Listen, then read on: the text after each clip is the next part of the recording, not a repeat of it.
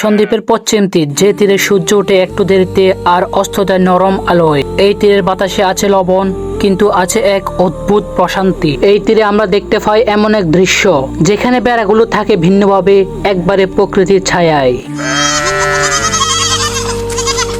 যেখানে অন্য খামারের বেড়াগুলোর জন্য তৈরি করা হয় ফাঁকা ঘর, এখানে তাদের ঘর হলো খোলা আকাশের নিচে, চারপাশে শুধু নেট দিয়ে তৈরি এক বৃত্ত। তার ভিতরে তাদের রাজ্য। না আছে পাকা ছাদ, না আছে ইট পাথরের দেওয়াল, তবু এখানকার ভেড়াগুলো একে অপরের সঙ্গে গল্প করে, বৃষ্টির শব্দ শুনে আর বাতাসের গন্ধ নেয়।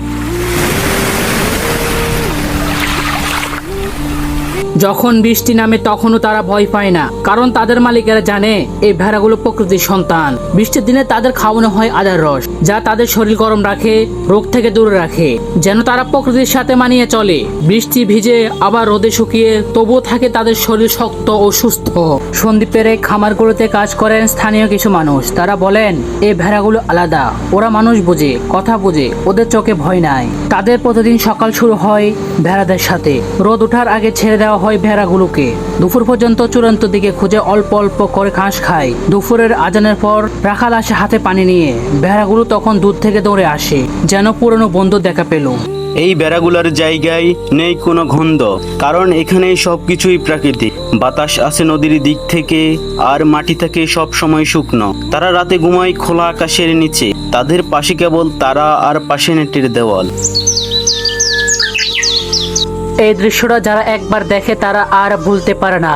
সকালবেলা যখন রোদ পড়ে ভেড়ার শরীরে, তাদের চামড়া চকচক করে ওঠে, যেন রোদের সঙ্গে প্রতিযোগিতা করছে। এই প্রাকৃতিক পরিবেশে তারা বড় হয়। না আছে কোনো ইনজেকশন, না আছে কোনো রাসায়নিক খাবার। তাদের খাবার শুধুই উড়ি, সবুজ ঘাস আর নদীর বাতাস।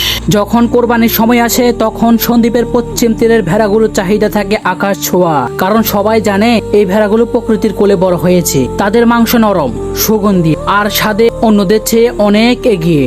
প্রকৃতির এই নিয়মে চলা ভেড়াগুলো মানুষকে শেখায় যে যত আধুনিক হই না কেন, প্রকৃতির নিয়মের বিকল্প নেই। যেখানে মানুষ কৃত্রিমভাবে শক্তিশালী হতে চায়, সেখানে এই ভেড়াগুলো প্রমাণ করে প্রকৃতিক পথই সবচেয়ে নিরাপদ, সবচেয়ে সুন্দর। রাত হলে তারা ঘুমায় শান্তিতে, চারদিকে নিস্তব্ধতা, দূরে সমুদ্রের ঢেউর ডাক, তার মাঝে কয়েকটা ভেড়া চুপি চুপি জবর কাটে। চাঁদের আলো তাদের চোখে ঝলঝল করে, যেন তারা জানে কাল আবার ভোর হবে, আর ভোরের আলোয় তারা দৌড়ে যাবে ঘাসের মাঠে।